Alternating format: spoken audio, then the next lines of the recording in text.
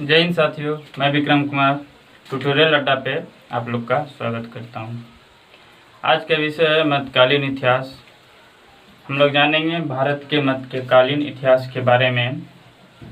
और सबसे पहले मध्यकालीन इतिहास के बारे में जानने से पहले इनका सिलेबस देखेंगे। मध्यकालीन इतिहास का सिलेबस क्या है, कैसे पढ़ना है, क्या क्या पढ़ना है, क्योंकि किसी भी एग्ज़ाम को पढ़ने से पहले हमें उसके सिलेबस के बारे में जानकारी लेनी चाहिए, क्योंकि सिलेबस के जानकारी लेने के बाद ही हम लोग किसी भी एग्ज़ाम की प्रिपरेशन अच्छी तरह से कर सकते हैं। तो आइए जानते हैं मध्यकालीन भारत के इतिहास के बारे में। सबसे पहले अरबों का आक्रमण होता है 712 ईस्वी में मोहम्मद बिन कासिम के द्वारा। उसके बाद तुर्क आक्रमणकारी मोहम्मद गजनवी, जो गजनी का शासक होता है, जिसका कार्यकाल जो भारत में 998 ईस्वी से 1030 एडी तक रहता है। उसके बाद फिर गौर प्रदेश के शासक मोहम्मद गौरी भारत पर 1175 ईस्वी में आक्रमण करता है। उसके बाद मोहम्मद गौरी के बाद दिल्ली सल्तनत का काल आता है। दिल्ली सल्तनत के काल में बहुत सारे वंश आते हैं, जैसे गुलाम वंश, जिसको हम लोग गुलाम वंश, मामलुक वंश या फिर दास वंश के नाम से भी जानते हैं, जिसका कार्यकाल 1206 से 1290 तक रहता है। गुलाम वंश के बाद आता है खिलजी वंश। खिलजी वंश का कार्यकाल 1290 से 1320 ईस्वी तक आता है। उसके बाद आता है तुगलक वंश 1320 ईस्वी से 1414 ईस्वी तक रहता है। और कहा जाता है कि भारतीय इतिहास में कि तुगलक वंश या फिर दिल्ली सल्तनत का सबसे महान या योग्य शासक था तुगलक वंश का मोहम्मद बिन तुगलक, जिसके समय में ही दिल्ली का विस्तृत रूप आकार हो गया था। लेकिन मोहम्मद बिन तुगलक की महत्वाकांक्षी योजनाओं का सफल न होने के वजह से इन विभिन्न प्रांतों में छोटे छोटे राज्यों का उदय हो गया। इसी में था विजयनगर और बहमनी साम्राज्य, इसका मुख्य था, जिसका कार्यकाल 1336 से 1614 ईस्वी तक था। उसके बाद तुगलक वंश के बाद आता है सैयद वंश, जिसका कार्यकाल 1414 से 1451 ईस्वी तक था। उसके बाद आता है लोदी वंश, जिसका कार्यकाल 1451 से 1526 ईस्वी तक था। लोदी वंश का सबसे अंतिम शासक इब्राहिम लोदी, जो 1526 ईस्वी में पानीपत की प्रथम लड़ाई में बाबर के द्वारा युद्ध भूमि में ही मारा गया। इसके बाद हम लोग पढ़ेंगे मुगल वंश।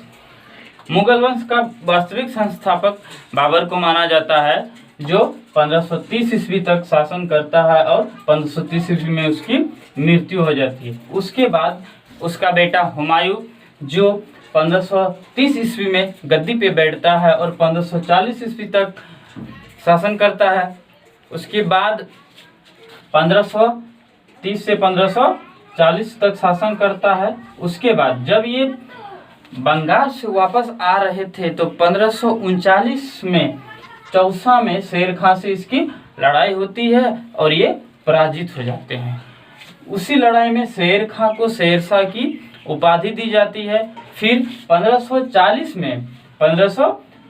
में बलीग्राम कन्नौज में हुमायूं और शेरशाह के बीच लड़ाई होती है और हुमायूं पराजित हो जाता है और हुमायूं को भारत छोड़ने के लिए बाध्य कर दिया जाता है। फिर 1540 से 1555 तक हुमायूं निर्वासन जीवन जीता है। उसके बाद 1555 में अपने मित्र बैरम खां की सहायता से हुमायूं पुनः भारत पर सत्ता स्थापित करता है और गद्दी पे बैठता है। फिर 1555 में वो पुनः गद्दी पे बैठता है। उसके बाद शेरमंडल लाइब्रेरी से की सीढ़ियों से लुढ़क कर उसकी मृत्यु हो जाती है।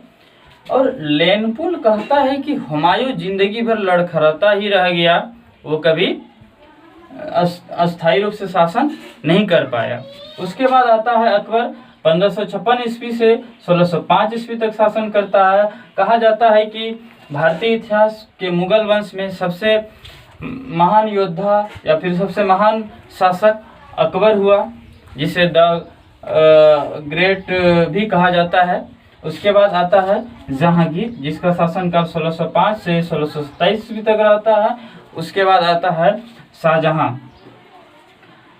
उसका शासनकाल 1627 से 1657 तक होता है। किसी कहीं बुक में 1658 भी दिया हुआ है।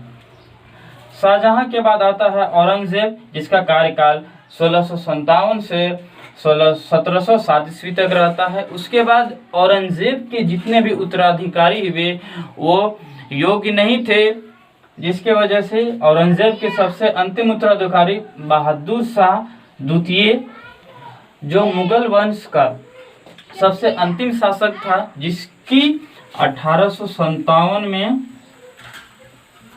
मृत्यु हो गई। जब 1857 का युद्ध था तो उस समय इसको इसकी पत्नी को रंगून जेल में भेजा गया था, जहां इसकी मौत हो गई थी। उसके बाद हम लोग पढ़ेंगे शेरशाह सूरी। शेरशाह सूरी का काल था 1540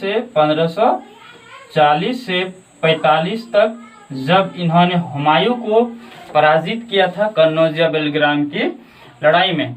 तो इन्होंने 1540 से 1545 तक दिल्ली सल्तनत पे राज किया। उसके बाद कहा जाता है कि शेरशाह सूरी के शासन व्यवस्था या प्रशासनिक व्यवस्था के आधार पे ही अकबर ने मुगल वंश को फिर शासन किया। तो हम लोग इसको भी देखेंगे। उसके बाद मराठाओं का उदय होता है, शिवाजी देखेंगे। तो ये है हमारा मध्यकालीन भारत का इतिहास का सिलेबस, जिसको हम लोग क्रमवार से देखेंगे। और नेक्स्ट वीडियो में हम लोग देखेंगे अरबों का आक्रमण, मोहम्मद बिन कासिम के बारे में पढ़ेंगे, मोहम्मद गौरी के बारे में पढ़ेंगे, मोहम्मद गजनवी के बारे में पढ़ेंगे। ये मध्य एशिया के शासक थे। ये मोहम्मद गौर के शासक थे, मोहम्मद गजनवी गजनी के शासक थे। इसके बारे में पढ़ेंगे।